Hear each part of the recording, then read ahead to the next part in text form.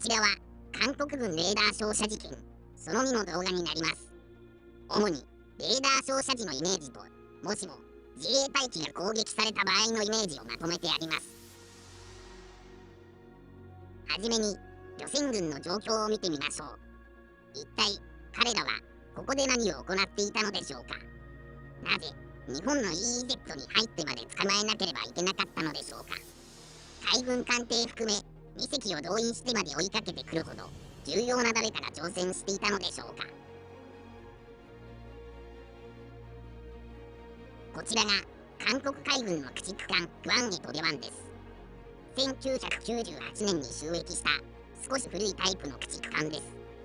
簡単に例えるならドラゴンボールのヤムチャぐらいの戦闘力と理解してもらえると分かりやすいでしょう。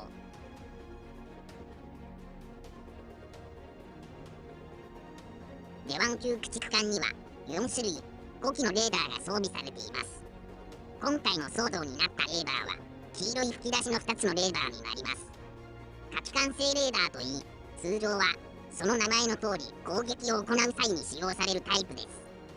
それ以外のレーダーは広範囲を捜索するためのレーダーであり、今回のように何かを探す場合はこちらのタイプが使用されます。わかりやすくイメージにすると、捜索用レーダーはこのような範囲を捜索するレーダーです。後ろにある軍事用の巨大なものはより広い範囲を捜索することができるので、訓練や作戦行動中はこちらのレーダーが使用されます。レーダー波の特性をできる限り知られないようにするため、平時の場合は民間船舶と同等性能の環境上部レーダーで航行します。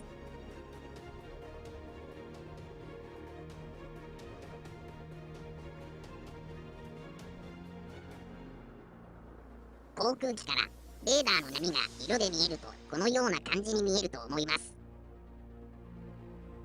このイメージからもわかるように、サーチライトのように広範囲を照らして見つけられるので、こちらのタイプのレーダーだけで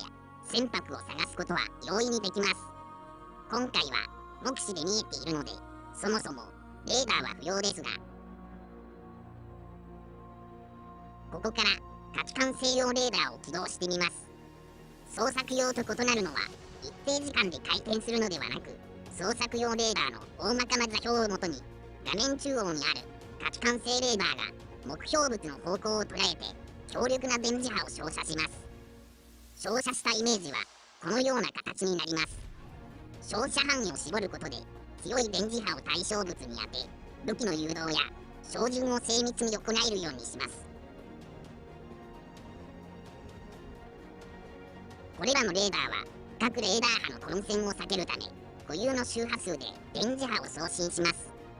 その特性を理解していれば、どの艦船のレーダー波か判別することが可能です。P1 哨戒機から見るとこのようになります。強烈なレーダー波が照射されているのがわかると思います。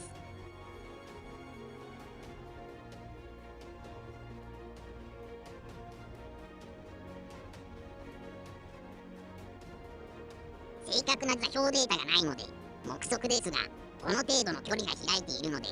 頭上というほどでもないと思われます。いずれにしろ監視に来たのであり、日本の EEZ であるので、韓国軍が頭上と感じた部分を飛行したとしても問題はないでしょう。電波を当てられただけで大げさに言うなと言っているようですが、もしも乗組員が勝手に暴走し攻撃を始めたら、どれだけ危険なのかがわかるようにイメージにしました。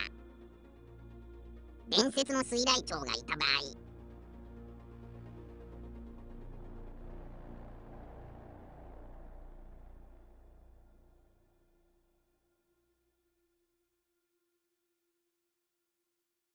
水雷鳥が暴走し単独で迎撃ミサイルを発射。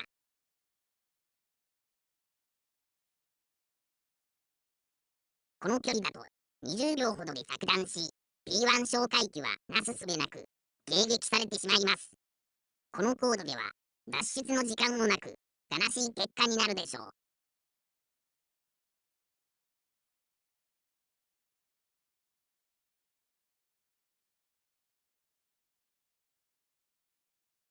日本政府の皆さん、このような行為をさせないためには、毅然のある言葉ではなく、毅然とした態度で示してください。自衛官は、かけがえのない命を顧みず、私たち国民を守ってくれているのです。その自衛官を守ることが、日本政府の責任です。抗議の言葉だけで、ごまかすのではなく、行動を示し、責任を果たしてください。日本人のための日本政府であり、外国のための政府ではありません。